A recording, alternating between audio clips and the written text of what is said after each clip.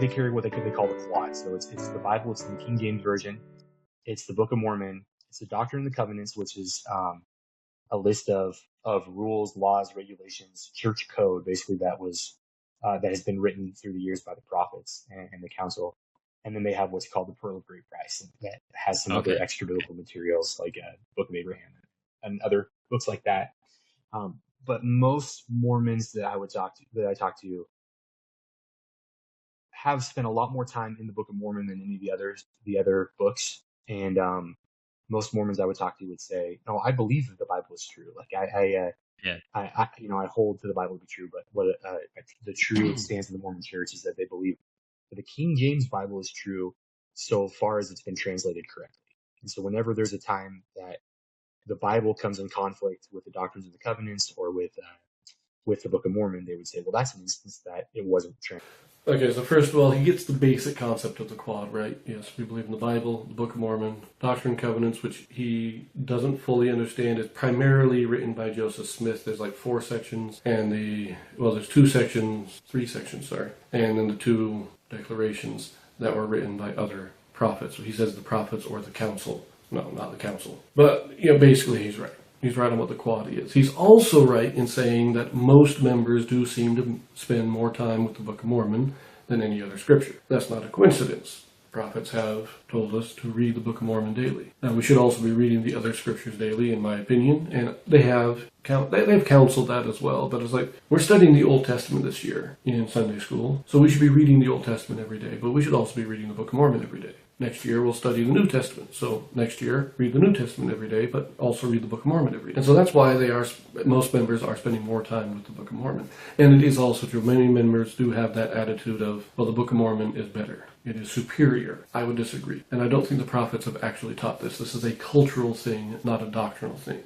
The Book of Mormon does not claim to be perfect. It even has its own references. I think it was Moroni in the Book of Mormon states, "No, if there are mistakes, they are the errors of men, so condemn not the things of God." So we've never held the Book of Mormon to be perfect. It is a book written for our day, specifically for the work of the missionaries. That is its purpose. And for that purpose, it has no equal. However, within its own text, it states that it is given for the purpose of proving the Bible true. The Bible truly is the greatest scriptural work that we have. And I think it is an error of many members to focus so much on the Book of Mormon that they neglect the Bible. Because without the Bible, the Book of Mormon is meaningless. The Book of Mormon is there to support the Bible, not to replace it and not to supersede it. It is there as a support, an additional witness to show that yes, the Bible is true. An additional witness to show that yes, the Bible is true. So we can't have the Book of Mormon without the Bible. You can't really have the Doctrine and Covenants or the Pearl of Great Price without the Bible. The Bible is the foundational scripture of the church.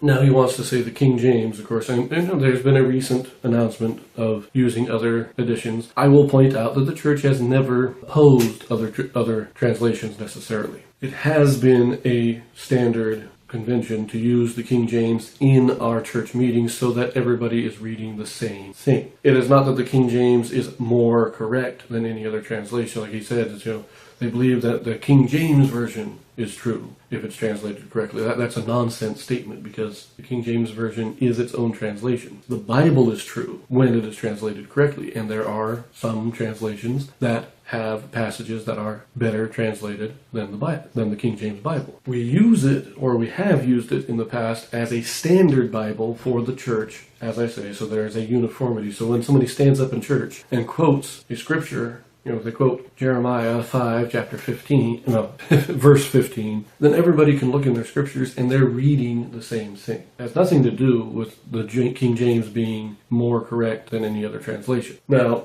I've not read any other translation from cover to cover. I have read portions of other translations, and I still prefer the King James myself. I like the wording better. I like the style of the writing. And while I found there are a couple of passages that are more technically correct in their translation, I have not really found any that gives you a false doctrine in the King James, unless it's also an error in all other translations, like when it says that God hardened Pharaoh's heart. All translations say that. It's an error. It's an error of modern source material available to modern scholars. If you want a translation that is correct, it's not the King James, it is the Joseph Smith translation. And we don't say, as he says, it's not, if there's a conflict between the Book of Mormon and other scripture, well then we just say the other scripture is an error. If the Bible's in conflict with the Book of Mormon, the Bible has to be an error. That's not what we say. That's not what is taught. The Bible is, well, the correct translation would be the Joseph Smith translation. And when we look at the Bible, if Joseph Smith corrected a certain passage, then we say that that passage was an error, and we now have the correction because Joseph Smith gave it to us through the inspiration of God.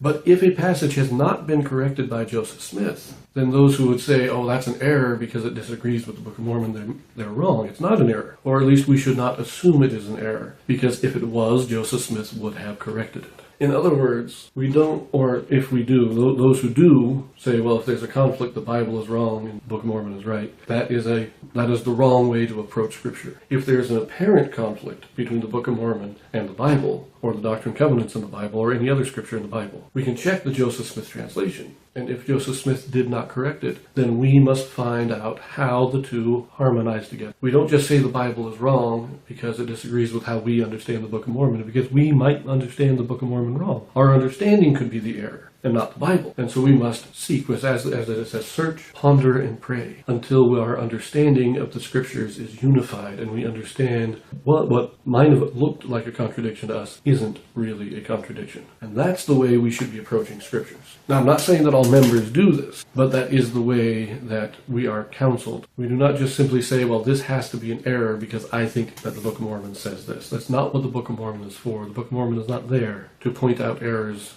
in the Bible. And to use it in that way is to use it in the wrong way. But I've been ranting enough on this, so I'm going to sign off.